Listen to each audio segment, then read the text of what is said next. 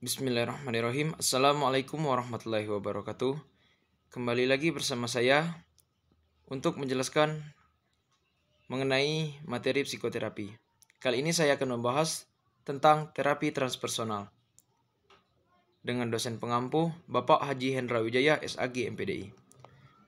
Sebelumnya saya akan memperkenalkan diri saya terlebih dahulu. Perkenalkan, nama saya Diki Wahyu Maulana dengan NIM 2020502078, Fakultas Dakwah dan Komunikasi, pada program studi Bimbingan dan Penyuluhan Islam, Universitas Islam Negeri Raden Fatah Palembang. Baiklah, langsung saja ke pematerian. Konsep dasar dari terapi transpersonal. Konsep dasar terapi transpersonal pada tahun 1993 menurut Walsh dan Vaughan. Yang pertama yakni mengenai pengalaman puncak. Yang kedua, transdensi diri. Yang ketiga, kesehatan jiwa yang optimal. Yang keempat, kedaruratan spiritual. Yang kelima, spektrum perkembangan. Dan yang terakhir yakni meditasi. Selanjutnya, agar lebih mengerti tentang transpersonal, saya akan memaparkan apa itu pengertian dari transpersonal.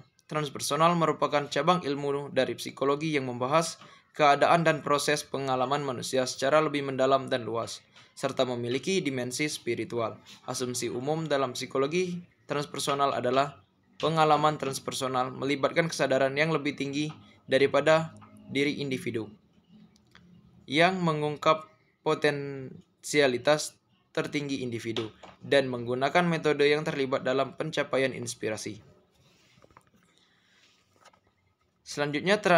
Selanjutnya terapi transpersonal merupakan terapi yang berfokus pada kesadaran saat ini dan bagaimana pengalaman ini diselenggarakan dengan kurang penekanan pada diskusi intelektual.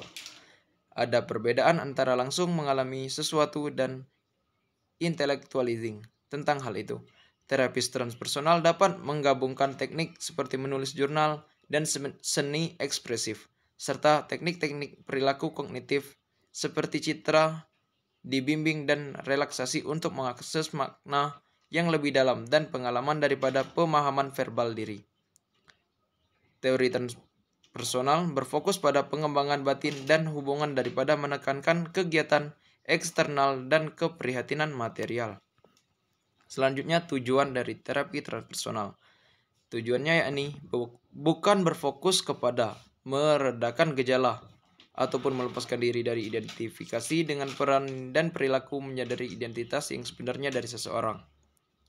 Dan yang kedua, ada yang kurang fokus pada pemecahan masalah dan lebih pada pengembangan dan pembukaan sumber daya batin dan pengalaman dari bigness otentik yang unik. Selanjutnya, fungsi dan peran terapi transpersonal. Metode psikoterapi transpersonal banyak digunakan untuk mengatasi gangguan fisik, antara lain penyakit diabetes mellitus, kanker dan jantung maupun masalah psikologis seperti stres, depresi, dan juga cemas.